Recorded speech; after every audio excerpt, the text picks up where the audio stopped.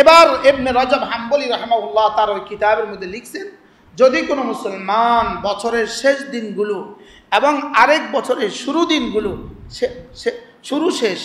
শুরু শেষ এই দিনগুলোতে যদি কেউ ইবাদত বাড়ায়, আমলে সালেহের মধ্যে কাটায়, নেক আমলের মধ্যে কাটায়, তো আল্লাহ তাআলা তার সারা বছরের গুনাহ মাফ করে দেবেন। কি ভাই? তাহলে একটা নতুন কথা আমরা আজকে শুনলাম, কি বলেন? এরপরে মুহররম মাসে সমস্ত নবীদের জমানার রোজা ছিল। মুহররম মাসে রোজা ছিল কি? মুহররমের 10 তারিখে হযরত মূসা আলাইহিস সালামের উপরে রোজা ফরজ ছিল। হযরত নূহ আলাইহিস সালামের কিস্তির ঘটনা এটা এই মুহররমের 10 তারিখে। হযরত ইউনূস আলাইহিস সালামের ঘটনা এটা মুহররমের 10 তারিখে। আদম আর হাওয়ার ঘটনা এটা মুহররমের কি 10 তারিখে। হযরত মূসা আলাইহিস সালামের ঘটনা এটা মুহররমের কি 10 তারিখে। তাহলে মুহররমের 10 তারিখের সাথে ইসলামের এক নিবিড় ইতিহাস কি আছে। বাকি আমাদের দেশে অথবা হিন্দুস্তান পাকিস্তানে শিয়ারা মুহররমকে যেভাবে দামি করেছে, হযরত হাসান আর হুসাইনের শাহাদাতের, হযরত হুসাইন রাদিয়াল্লাহু শাহাদাতের বুনিয়াদের উপরে কারবালা হযরত হুসাইনের শাহাদাতের বুনিয়াদে, শাহাদাতের কারণে এই দিনটা দামি হয় নাই। এই দিনের দাম এর আগেই ছিল। এর আগেই কি? তাহলে এই দিনের সাথে মূলত কারবালার সম্পর্ক বেশি একটা নাই। এই দিন আমি যে রোজা রাখবো এটা কারবালার ভিত্তিতে নয়। এটা কি নয় বলেন? কারবালা আগে হয়েছে না রাসূল চলে গেছে আগে? রাসূল কি আগে চলে গেছে। তাহলে এই দিনে রাসূল করিম সাল্লাল্লাহু আলাইহি ওয়াসাল্লাম যখন মদিনায় গেলেন, রাসূল গিয়ে দেখলেন মদিনার ইহুদিরা রোজা রাখে এই দিনে। রাসূল জিজ্ঞেস করলেন, তোমরা কেন রোজা রাখো? বলে এই দিনে মূসা আলাইহিস সালামের উপর কিতাব নাজিল হয়েছে, এই জন্য আমরা এই দিনে রোজা রাখি। এই দিনে মূসা আলাইহিস সালাম ফেরাউন থেকে নিষ্কৃতি পেয়েছেন, এই জন্য আমরা রোজা রাখি। এই দিনেই ফেরাউন ডুবে গেছে, এই জন্য আমরা রোজা রাখি। রাসূল বলেন, ওয়া নাহনু আহাক্কু মিনকুম বিমূসা, তাহলে তো মূসার সাথে তোমাদের থেকে আমাদের সম্পর্ক বেশি, তোমাদের চাইতেও আমাদের সম্পর্ক কি বেশি। অতএব আমরাও এবার রাসূল ওই দিনের বেলা এলান করে দিলেন, এই শুনো শুনো শুনো, যারা আজকে রোজা রাখো নাই ফালিয়াসুম বাকিয়াতা ইয়াউমিহি, সে তার বাকি দিনটা রোজা রাখো। 10টা বাজে কি বলছেন? যারা আজকে রোজা রাখো নাই তারা কি করো? আজকের বাকি দিন রোজা রাখো। আর যারা রোজা রাখছো তো তারা রাখছো। আর বললেন যে আগামী বছর যদি আল্লাহ আমাকে বাঁচিয়ে রাখেন। ইবনে রজব হাম্বলি রাহমাহুল্লাহ তাআলার একটা বিখ্যাত কিতাব লাতাইফুল মারিফ ফিল মাওয়াসিম, পুরো বছরের মৌসুমগুলো সম্পর্কে তার এই লেখা কিতাব। এই কিতাবের মধ্যে তিনি লিখছেন, কোনো মানুষ যদি বছরের শেষ দিনগুলো, আর বছর বলতে বোঝায় চন্দ্রমাস, চন্দ্রমাসের বছরকেই বছর বলে। বুঝলো আয়াত কি? ইসনা আশরা শাহরান ইন্না ইদ্দাতাশ শুহুরে ইনদাল্লাহি ইতনা আশরা শাহর। আল্লাহ তাআলার কাছে মাস হইল 12টা। মাস কয়টা? ইয়াসআলুনাকা আনিল আহিল্লাহ, তারা আপনাকে চন্দ্র সম্পর্কে জিজ্ঞেস করবে, আপনি তাদেরকে বলে দিন কুল হিয়া মাওয়াকিতু লিন্নাস, আমি চন্দ্র কেন দিয়েছি জানো? এটা হলো সময় নির্ধারণের জন্য দিয়েছি। এটা দিয়ে তুমি দিন রাত ঘন্টা আর মাস ঠিক করবা। সূর্য দিয়ে বছর ঠিক করবা। সূর্য দিয়ে কি? এই যে আহ্নিক গতি আর বার্ষিক গতি, আহ্নিক গতি বার্ষিক গতি। তো চন্দ্র আর সূর্য রব কেন বানিয়েছেন? কুল হিয়া মাওয়াকিতু লিন্নাস, এটা মানুষের জন্য সময় নির্ধারক। মানুষের জন্য কি নির্ধারক? তাহলে বোঝা গেছে রব চাঁদ বানিয়েছেন সময় নির্ধারণের জন্য। এর মধ্যে আরও উপকারিতা রয়ে গেছে। একটা কাজ হলো সময় ঠিক করা, তাহলে চাঁদ দিয়ে আমরা কি ঠিক করব? তার মধ্যে 4টা মাস আছে আশহুরুল হুরুম, মুহররম, রজব, জিলকাদা, জিলহজ্জা। এই 4 মাস কি? এটাকে কোরআনের ভাষায় বলে আশহুরুল হুরুম। এই মাসগুলোতে যুদ্ধ বিগ্রহ জায়েজ ছিল না, জায়েজ নাই। এই মাসগুলোতে কি নাই?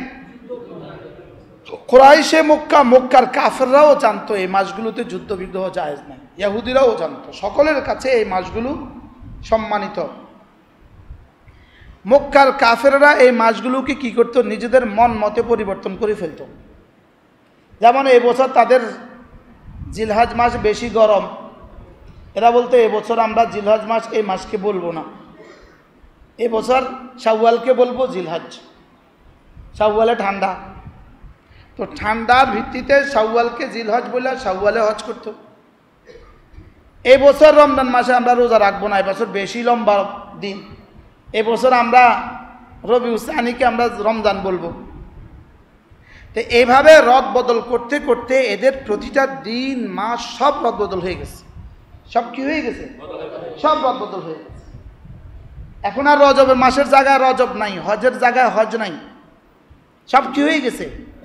তো আল্লাহ তাআলা ফতহে মক্কার বছর, রাসূলের বিদায় হজের বছর, আল্লাহ তাআলা হুবহু জিলহজ্জাতে জিলহজ্জা দিয়ে, বুঝেন নাই, জিলহজ মাসেই জিলহজ রেখে আল্লাহ তাআলা 12টা মাসকে সেটিং করে ফেলেছেন। এরপরে আল্লাহ তাআলা বলে দিয়েছেন এটাই হলো হুয়া দ্বীনুল কাইয়্যিম, এটাই কিয়ামত পর্যন্ত সুদৃঢ় দিন হিসাবে আমি 12টা মাস সেটিং করে দিয়েছি। এবার আল্লাহ তাআলা একটা সিদ্ধান্ত শুনিয়ে দিলেন, এবার যদি কেউ আর রজবকে শাবান বলো, জিলহজ্জাকে কেউ যদি এবার রবিউল সানি বলো, এটা হবে কুফরি। এটা হবে কি? ইন্নামান নাসিউ জিয়াদাতুন ফিল কুফরি। এবার আল্লাহ তাআলা বলে দিলেন এই মাসগুলোর মধ্যে হেরফের করা, রদ বদল করা, এটা কুফরি। এটা কি? এটা কি? এটা কুফরি। যেমন ঘড়ি রদ বদল করে দিলাম, আমরা 1:30টায় নামাজ পড়ি, এখন 9:30টাতে 1:30টা বাজায় দিলাম, বুঝেন নাই? 9:30টাকে বললাম কি 1:30টা, আর আমাদের ক্যালেন্ডার হলো 1:30টায় নামাজ, এখন 9:30টাকেও নামাজ পড়বে, তো এটা কুফরি। এটা কি?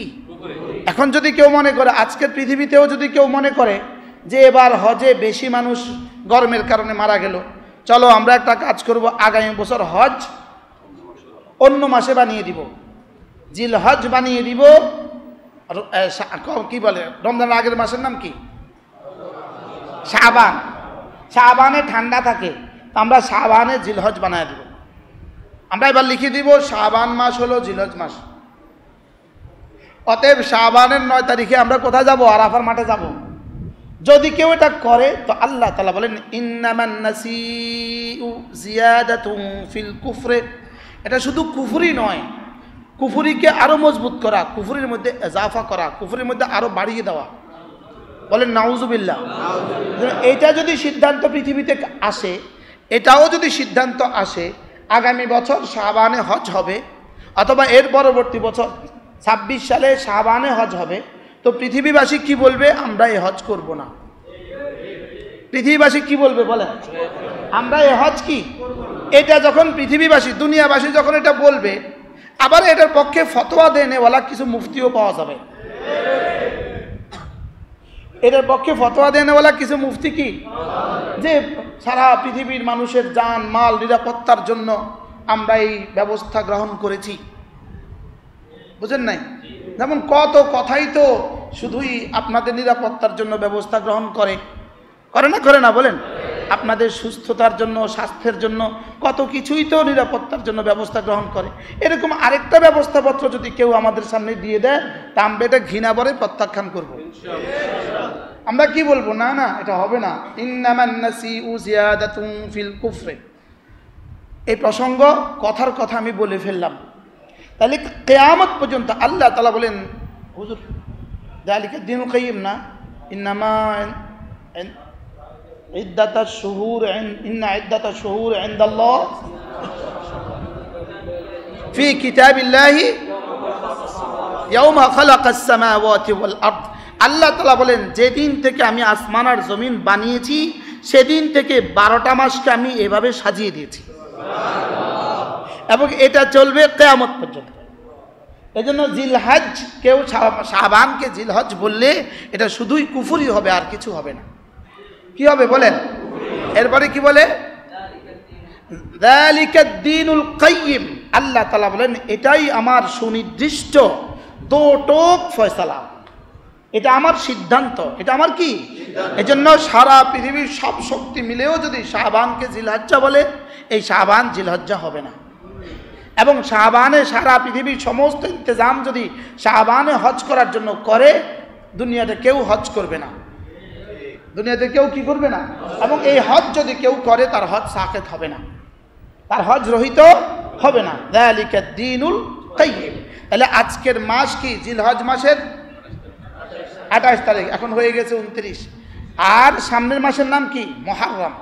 মুহররম মাস সরাসরি শাহরুল্লাহিল মুহররম। মুহররম মাস হলো আল্লাহ তাআলা বলেন এটা আমার নিজের মাস। মুহররম মাস কার মাস? আল্লাহ তাআলা বলেন মুহররম মাস হলো আমার নিজের মাস। এই জন্যই আদম আলাইহিস সালাম থেকে শুরু করে সাইয়্যিদনা ঈসা আলাইহিস সালাম পর্যন্ত যত নবীদের জামানার যত ঘটনা ঘটেছে, অধিকাংশই মুহররমের 10 তারিখে হয়েছে। অধিকাংশই কি? তাহলে মুহররমের 10 তারিখের সাথে মনে হয় যেন আল্লাহ তাআলারই বিশেষ সম্পর্ক আছে।